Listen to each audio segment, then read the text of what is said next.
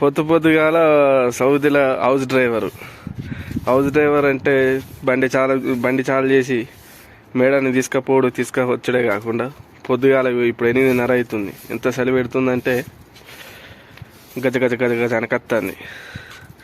అట్లయినా కూడా పొద్దున లేవాలి, ఇగో బయట ఇది ఊడ్చుకోవాలి, ఊడ్చిన తర్వాత ఇగో బండ్లు కడుక్కోవాలి.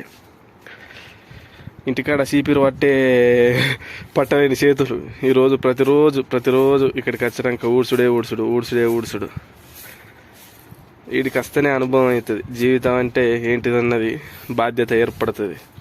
ఇంటి దగ్గర ఎన్ని రోజులు ఉన్నా కూడా కష్టం. ప్రొద్దున లేవగానే ఇక్కడికి వెళ్ళి ఇంత దూరం నుండి మొదలు పెడితే అక్కడ దాకా డ్రైవరు కష్టాలు మరి విపరీతం. ఏదో బరువు బాధ్యతల కొద్దీ ఇక్కడికి వచ్చి పని చేసుకొని బతకడం, కానీ లేకుంటే ఉన్న దేశంలో రాజా లెక్క బతకచ్చు.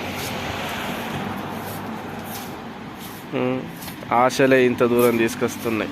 ఆశలు, అవసరాలు, ఒకరిని చూసి ఒకరి.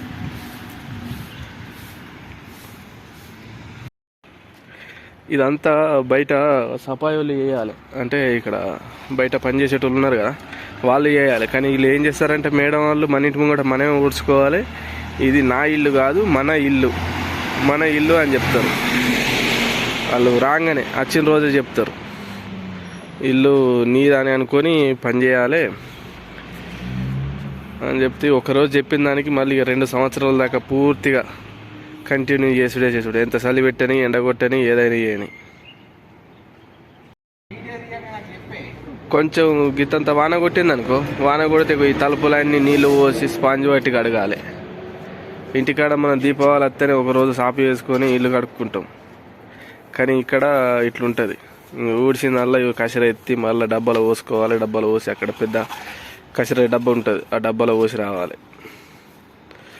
లేకపోతే కూడా లేదనుకో బయటికి వెళ్తుంది మెల్లంగా మేడాన్ని లేచి, ఎందుకు కూడా లేదు, ఏమైంది, చెప్పినాం కదా ఫస్ట్ రోజే అని ఇవన్నీ మాట్లాడతారు. జీతం తీసుకుంటలేవా,